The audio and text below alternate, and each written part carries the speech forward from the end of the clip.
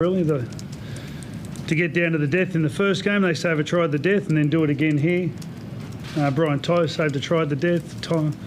Turbo saved one where they most didn't have to. It's good to be part of a group like that. The first team to keep Queensland nil here at this venue. Is it? Ever. So what does that say and how proud are you of that? Yeah, well, I think it says a lot about the team. They all, they all bought in or whatever it is, but they just enjoyed each other's company. They worked hard. Like, we work hard. And they had a few challenges, we had to move and a few things went against them, but I thought, the sign of how strong the whole group was the way they defended on their line. They just, apart from the kick, I don't really think they look like breaking us, really. Freddie, how would you describe the group? It's beautiful to watch them in attack and defence, but also just the camaraderie around the team too. He's a man to ask. Teddy, what does that feel like to be a part of? And can you describe? Yeah, it's pretty special. All the best players in the game that are at the top of their game, and coming to a team all together to come. We've all bonded really well, and there's no egos, which is a huge thing. Everyone's just happy to do their role, and they've taken a lot of confidence from their club footy, and it's just cool to be a part of. Everyone's just working for each other. I mean, that's what we talked about all week and all both camps, is just working for the guy next to you and having that close bond, and it shows on the field how we play. Everyone's just working in attack and defence, and everything's just flowing, and it's awesome to be a part of, yeah. That confidence is certainly warranted though, Freddie, isn't it? Oh yeah, after those two games, yeah. I think you can't not be confident to come out in front of a big crowd and back yourself. And there's some really nice slick tries, but then back yourself under pressure to defend your line. So without confidence, you just shrink. So you can only pick confident players. Simple as that. Freddie, a couple of months. Absolutely. I don't know where. I'm not sure, actually. I'm not sure what the latest is, but since it come about again, COVID, it's just been about getting on with the job, whatever it is, and our job's sort of changed at different stages, and our scenarios have changed, but there's a lot of other people doing it an awful lot worse than us. So just grateful that we got a chance to play in front of a great crowd tonight. Were you a part of the sweep? Monster moments from Latrell in that first half?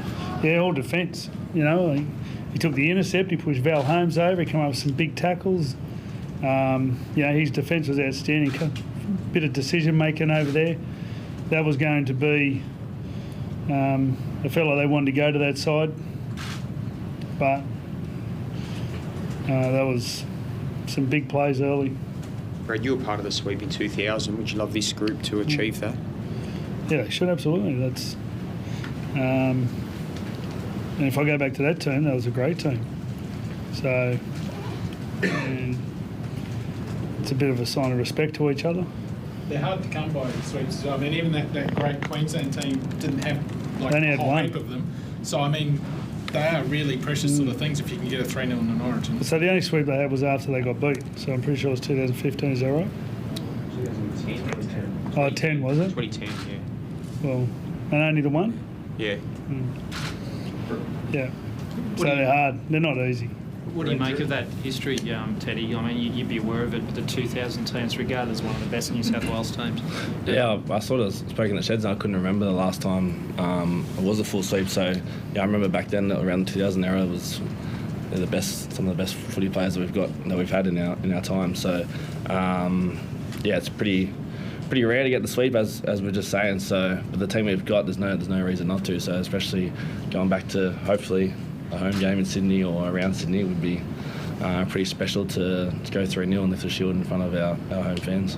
What does it mean for you, Teddy? You've not just captained the team, but now you've captained them to a series win, and you've had to do it 2 games in Queensland as well to get there. Yeah, it's pretty special to just to be a part of it. Yeah, but to be captain, I think obviously we've had Boyd and Ken this week, and I've obviously learned a lot of him over the past few years, obviously at Roosters and club level and state level, and just the leadership he's shown. I've learned a lot of him, and I know he would have loved to be a part of this as well. But to be a captain of this team, the talent in this team is unbelievable, and just, to be a captain, it's pretty cool. Have you say about Teddy's performance tonight and throughout the series? Yeah, it was awesome. Just on the ball, busy. Just no one else plays like Teddy at the moment, and then you have the luxury of having sort of Turbo and Latrell with such strike out wide, and then I think one time you skip from one side to the other and the ball end up going down the right hand side and we scored a try. Yeah, he just plays like no other fullback's ever played before, just making his own sort of path and own way. You know, I think we've sort of come out of an era where everyone played a lot like Billy. He was an incredible player, Billy, and Teddy's sort of just doing a little bit different, and I like watching it. It's great, and tonight to be able to do it under pressure in big games, you know, making big plays, that's why he's our captain. How brave was Nathan tonight, Brad? I mean, he looked like he was favouring his shoulder there for quite a while, and they'd obviously put a target on his head and they couldn't get near him, really. What did you make of the way he delivered for you? Yeah, well, once again, he's starting to learn how to deliver on big games. His preparation's unbelievable. You know, and then to do it under the duress of an injury. Well, last game he got cut, and you know, that was a bit stressful because, you know, having to take him off, and there was indecision around that as well. And then, hopefully his shoulder's all right. I feel like I got told initially that it's not too bad. So, but yeah, he's done 2 big games now under a fair bit of stress. So, pretty good. Did you feel for Mulatalo today and what he had to go through? Yeah, eligibility? Absolutely. Yeah. And for Reece as well. You know, we're all young and we're all playing our first game, and you know, everyone wants to play in front of that, but you know, we didn't make up the rules. So there's only one person's fault there. Are you shocked that it got as far as it did, like game day? It's pretty gut-wrenching. Yeah, it is. I guess, like, just was there a disruption to you guys as well, as much as to? I mean, Queensland, it was obviously hugely disruptive. Was it disruptive to you as well in terms of your playing? No. We knew what we had to do, and nothing changed in our team, nothing changed in our mentality. So we knew there was obviously a lot of media and outside noise, but for us it was just business as usual. So I think that showed in our performance. Freddie, like last year there was a fair bit after the series of sort of comment about your selections and stuff like that. Did you have to go away and sort of reassess your own thought processes going into this series in terms of how you picked your team and basing it on form and things like that, or where'd you go? Well, I think this team there was 7 players different from last team. A lot of that was due to injury. So I was very confident with this team. But, you know, I think every time you lose, you go away and reassess. And, you know, we'll have some changes again next year. We'll lose some staff next year. So, you know, we're going to make some changes next year. So we've got some big decisions, and that's mostly my most important decision, you know, the people I put around the players. So there'll be some decisions made again. But, yeah, I think losing always makes you always reassess and go a bit harder, I suppose. I guess there's been a lot of talk about how much strike you've got, particularly in that back line. Do you feel like you have you unlocked the full potential of that, or is there still more that could possibly come out of that group? Don't know. Pretty good players there at the moment. They play a pretty good brand of footy.